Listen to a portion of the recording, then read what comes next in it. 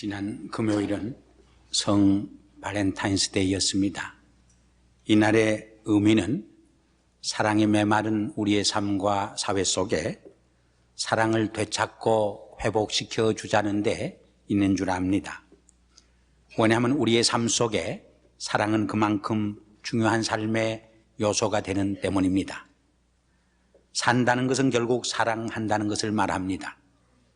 우리가 서로 사랑하며 살 때 가장 행복하게 인간답게 삽니다.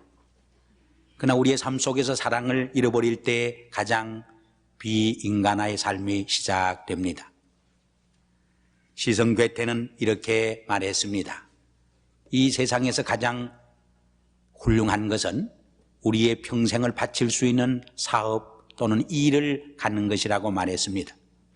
이 세상에서 가장 불쌍한 것은 남을 부러워하며 살아가는 삶이라고 말했습니다. 이 세상에서 가장 고독한 삶은 할 일이 없는 삶이라고 말했습니다. 이 세상에서 가장 보람된 일은 봉사하며 살아가는 삶이라고 했습니다.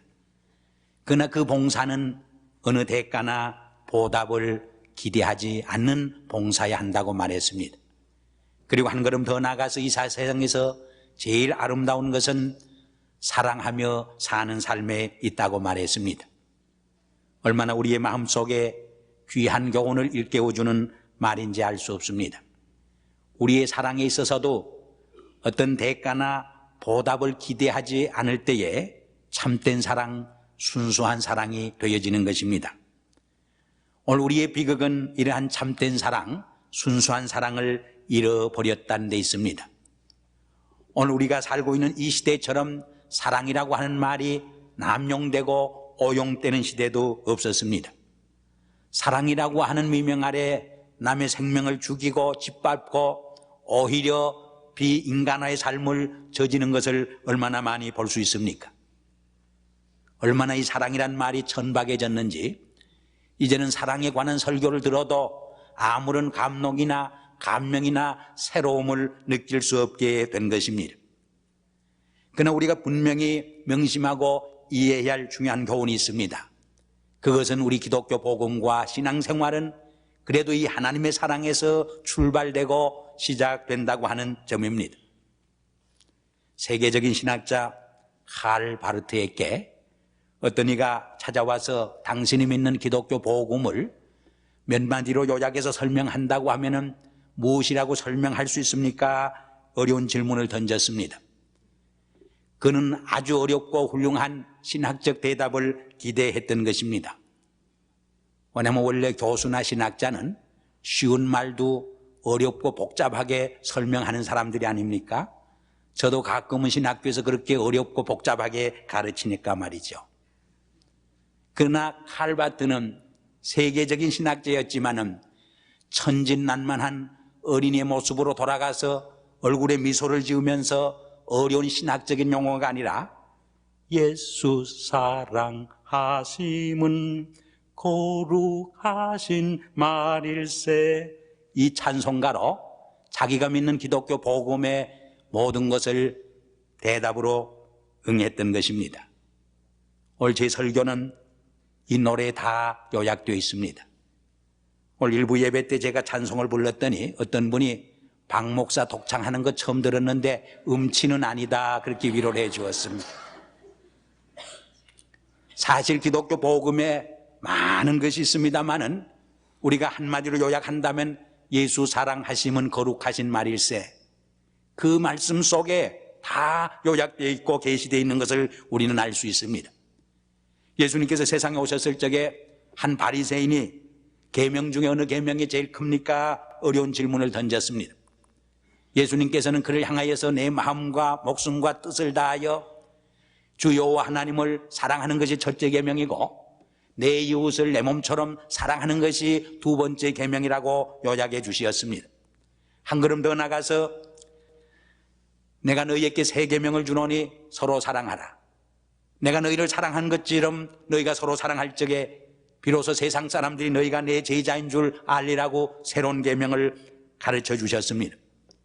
뿐만 아니라 예수님은 말로만 입술로만 사랑과 용서를 가르쳐 주신 것이 아니라 십자가상에서 자기를 십자가에 못 박는 원수들을 향하여서 아버지여 저들을 사하여 주시옵소서, 저들이 하는 것을 알지 못합니다, 용서의 기도를 드릴 수 있었던 것입니다. 한 걸음 더 나아가서 예수님은 온 인류를 위해서, 아니 나 자신을 위해서 자신의 살과 피와 생명을 쏟아 바치심으로써 하나의 말로만 입술로만 사랑을 외친 것이 아니라 몸소 행동으로 삶으로 생활로서 하나님의 사랑을 우리에게 본보여 주신 것입니다. 오늘 본문 말씀에도 사도 요한이 사랑하는 형제들아 서로 사랑하자 하는 말로 오늘 본문 말씀을 시작하고 있고, 이 말을 여러 차례 반복해서 강조해 주는 말씀을 읽을 수 있습니다. 오늘 본문 말씀을 깊이 읽어보면은 사도 요한은 우리가 왜 서로 사랑해야 할 이유를 몇 가지로 설명해 줍니다. 첫째는 7절 8절 읽어보면은 하나님은 사랑이시기 때문에 우리는 서로 사랑해야 한다고 주장을 합니다. 하나님은 사랑이시기 때문에 우리가 사랑하지 않고서는 하나님을 볼 수도 없고 하나님을 깨달을 수도 없고 하나님과의 깊은 영적 사귐 속에 들어갈 수 없다고 말하고 있습니다. 사랑하는 성도 여러분, 하나님을 알 수 있는 길이 어디 있는지 아십니까? 신학적인 어려운 말이 있지 않습니다. 사랑 그 자체도 이론이나 말이 아닙니다. 우리의 삶 그 자체요, 우리의 행동 그 자체요, 사랑의 실천, 그것을 통해서만 우리는 사랑을 실천할 수 있고 증명할 수 있는 것입니다. 어거스틴은 그런 말을 했습니다. 기독교가 무엇인가? 건물이 아니라고 말했습니다. 교인의 수에 있는 것도 아니라고 그랬습니다. 많은 예산이 있는 것도 아니라고 그랬습니다. 많은 프로그램과 활동에 있는 것이 아니라고 그랬습니다. 얼마나 뜨거운 주님의 사랑을 체험하고 이 주님의 사랑을 쉐어하고 실천할 수 있느냐, 이 사랑의 공동체에 의해서만 하나님의 교회는 처음으로 생명력 있는 생동하는 하나님의 교회가 될 수 있다고 그는 주장을 했습니다. 우리가 사도행전 2장을 읽어보면 초대교회가 고대 사회를 정복하고 한 인격과 한 영혼을 변화시키는 놀라운 다이나믹한 힘을 가질 수 있었던 것은 다른 데 있지 않았습니다. 신학적인 체계나 논리에 있었던 것이 아닙니다. 유무상통하는 사랑의 공동체를 통해서 고대 사회를 복음으로 정복하고 한 영혼을 인격을 변화시키는 놀라운 생명의 기적을 불러 일으켰던 것을 우리는 알고 있습니다. 여러분, 크리스찬이 된다고 하는 것이 무엇을 의미합니까? 세례를 받고 집사가 되고 장로가 되고 권사가 되고 목사가 되는 것이 크리스찬이 되는 길입니까? 10년, 20년, 30년 오래 예수를 믿을 적에 좋은 크리스찬이 되는 것입니까? 결코 그런 것이 아닙니다. 얼마나 우리의 삶 속에 이 하나님의 뜨거운 사랑을 체험하고 그 사랑을 이웃과 더불어 나누어 가질 수 있느냐, 이 사랑의 삶, 거기에 의해서만 진정한 의미에서 크리스찬과 하나님의 자녀가 식별되고 증명될 수 있다고 하는 것을 우리는 잊지 말아야 합니다. 여러분, 우리의 믿음을 어떻게 증가하고 측정할 수 있는 것입니까?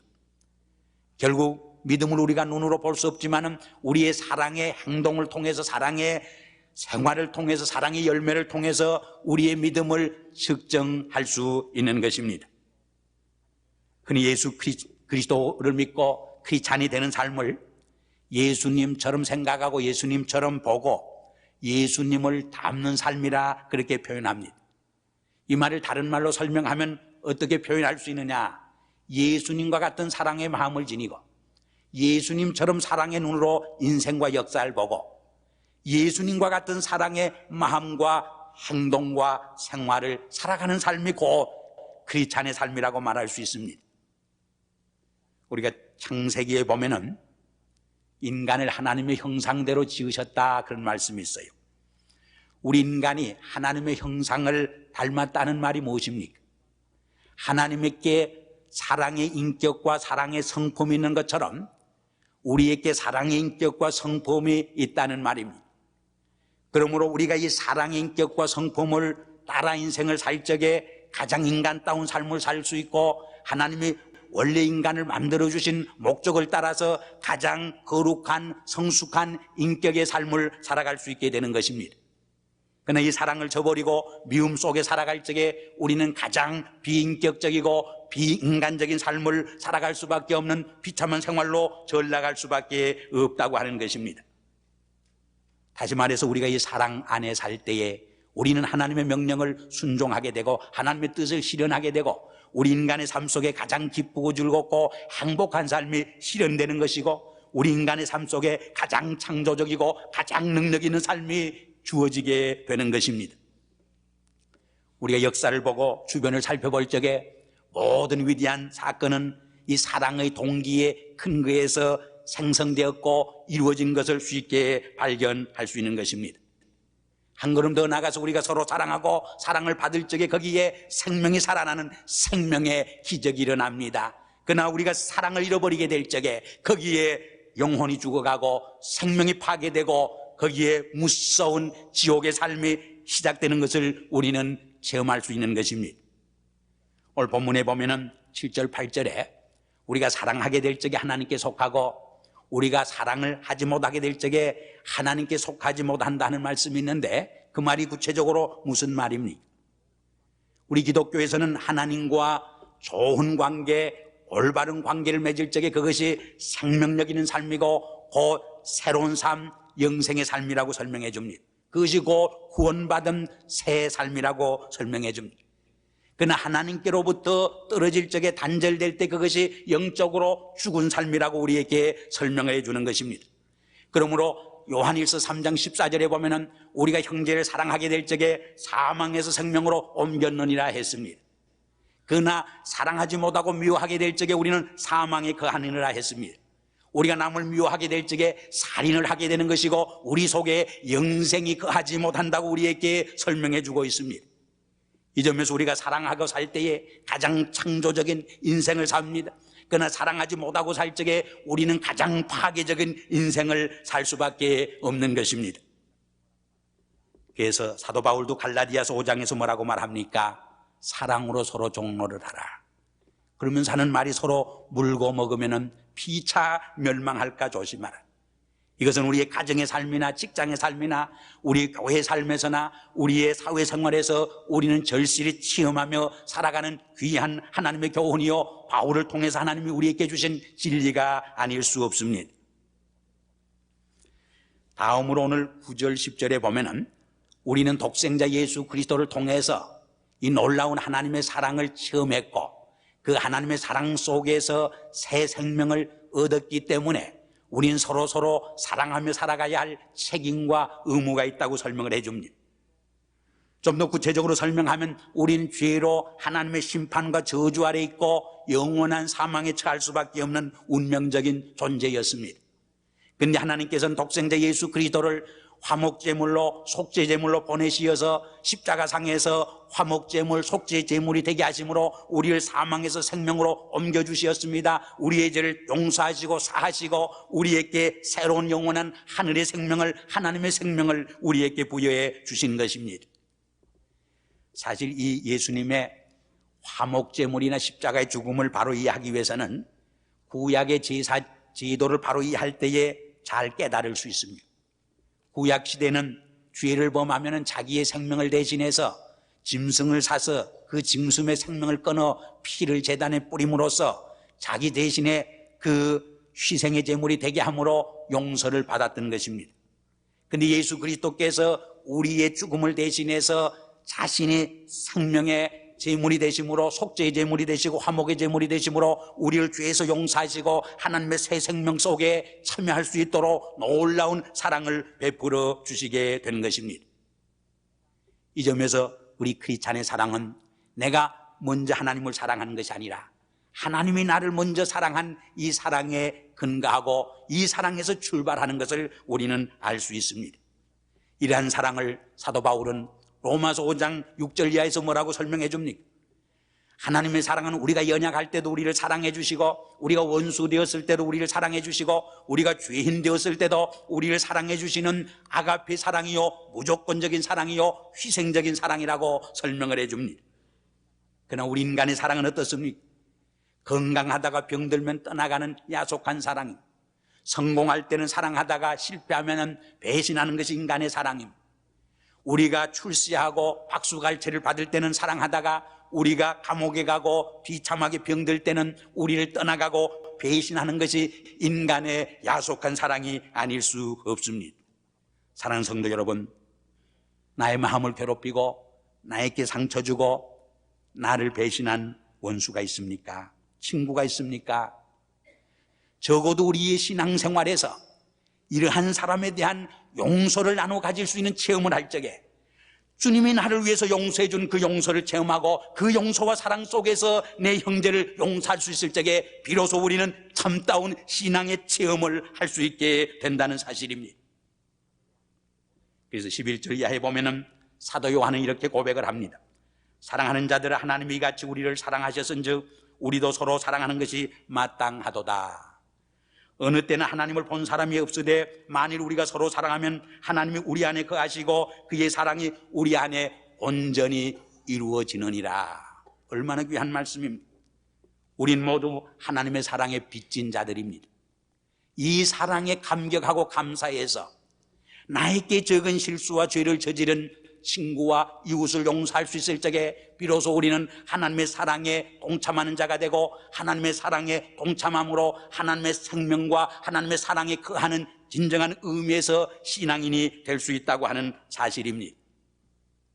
그러나 우리의 현실은 그렇지를 못합니다.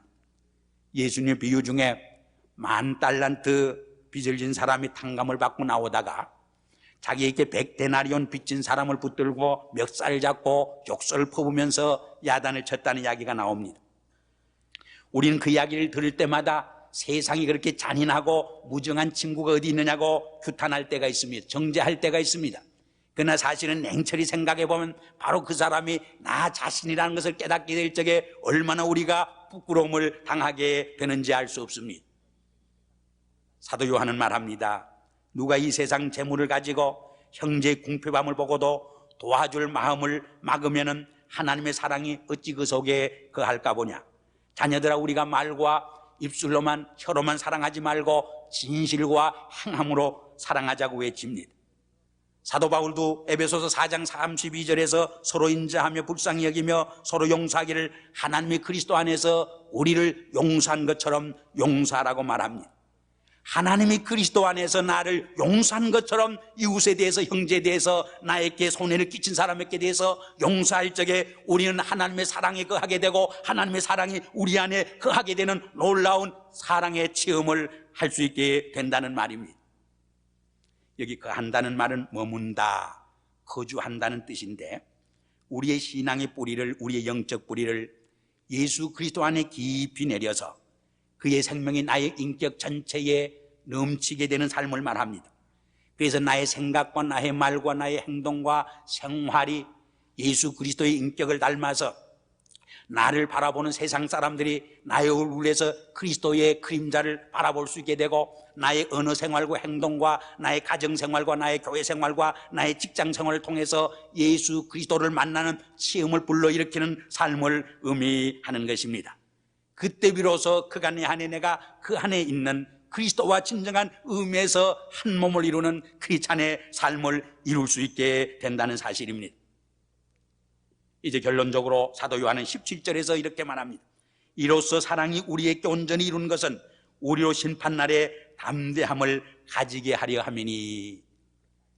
우리 인간의 삶은 죽을 때까지 하나님의 심판을 받는 삶을 향해서 걸어가는 삶입니다.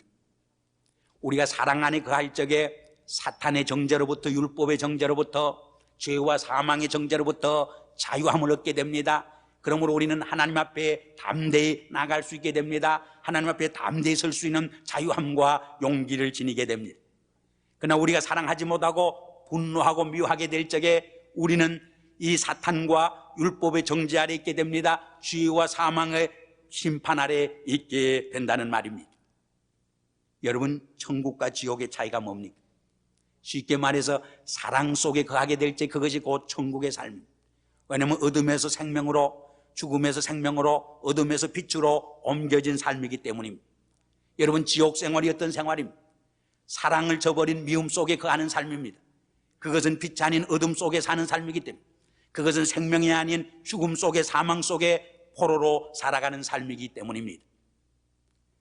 저는 지난 2월 초 뉴욕에서 있는 뚜레스 디아스 프로그램에 참여하고 돌아왔습니다.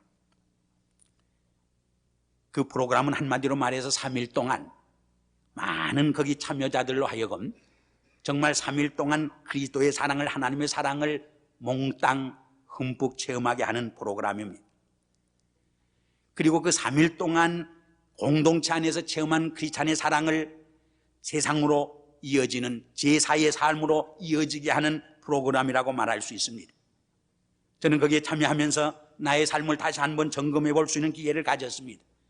나의 가정생활과 목회생활에서 좀 더 주님의 사랑을 체험하고 뜨겁게 이 사랑을 실천하는 목회를 하며 한 걸음 더 나가서 우리 교회가 좀 더 뜨거운 사랑의 공동체를 이룰 수 있도록 해야 되겠다 하는 것을 절실히 깨달았습니다. 그러나 이 3일 동안의 사랑의 체험이 제4일의 일상생활로 이어지지 못하게 될 적에 그것은 아무런 의미를 지닐 수 없게 됩니다. 무익한 것이 되고 만다고 하는 사실인 것입니다. 여러분, 지옥과 천국은 죽어서 먼 후일에 이루어지는 사건만은 아닙니다. 오늘 이 시간 바로 여기에서 우리가 사랑 속에 거하게 될 적에 우리의 삶 속에 천국이 체험됩니다. 그러나 사랑을 배반하고 미움 속에 거하게 될 적에 우리는 어둡고 캄캄한 지옥을 살아갈 수밖에 없는 것입니다. 슈잔 리트리히가 그런 말을 했습니다. 현대처럼 군중의 소용돌이 속에서 고독한 생을 살아가는 시대가 없었다고 말했습니다. 오늘 우리의 주변과 세상에는 사랑에 굶주려 목말라 하는 영혼이 얼마나 많이 있는지 알 수 없다고 말했습니다. 여러 가지 개인주의 사상과 물질주의 가치관과 기계화된 사회 속에서 많은 사람이 상처를 입고 영혼의 사랑이 굶주려 갈망하고 몸부림치는 모습을 볼 수 있습니다. 이러한 사회 속에서 교회마저 여러 가지 조직과 행정 속에서 참다운 코이노니아 사랑의 공동체를 만들어가지 못하고 정말 사랑에 굶주린 영혼들에게 뜨거운 주님의 사랑을 체험하고 이 사랑을 실현할 수 있도록 이렇게 목양하지 못하는 경우를 많이 봅니다. 우리 나성영락교회는 정말 사랑에 굶주린 영혼들이 우리 교회에 들어오게 될 적에 주님의 뜨거운 십자가의 사랑을 체험하고 이 사랑의 감격에서 가정으로 돌아가고 직장으로 돌아가고 사회 속에 들어가서 이 주님의 사랑을 실천하는 제4의 삶을 통해 하나님의 뜻을 이 땅에 실현하고 천국을 건설하는 놀라운 역사가 일어나기를 주 이름으로 기원합니다. 기도하겠습니다. 아버지 하나님, 오늘 우리가 살고 있는 이 시대는 사랑이 병들고 사랑이 멍들고 사랑에 굶주린 영혼들이 참다운 사랑을 찾아 울부짖는 이런 사회 속에 살아가고 있습니다. 오 주님, 하나님께서 우리 교회를 세워주시고 이 역사 속에 하나님의 교회를 세워주시면 이러한 사회 속에서 사랑의 공동체로 사랑에 굶주린 영혼을 사랑 안에서 사망으로서 생명으로 옮기시기 위해서 세워준 줄 믿습니다. 그러나 여러 가지 우리의 형식적이고 의식적인 생활 속에서 우리에게 참다운 주님의 사랑을 체험하고 실현하는 삶이 메말라감을 봅니다. 오 주님, 나 한 사람으로부터 시작해서 이 주님의 사랑에 감격하고 감사해서 사랑의 메마른 가정으로 돌아가 우리의 사회로 돌아가 우리의 직장으로 돌아가 이 주님의 사랑을 쉬어하는 놀라운 역사가 일어나게 도와주시옵소서. 예수 그리스도 이름으로 감사하며 기도드리옵나이다. 아멘.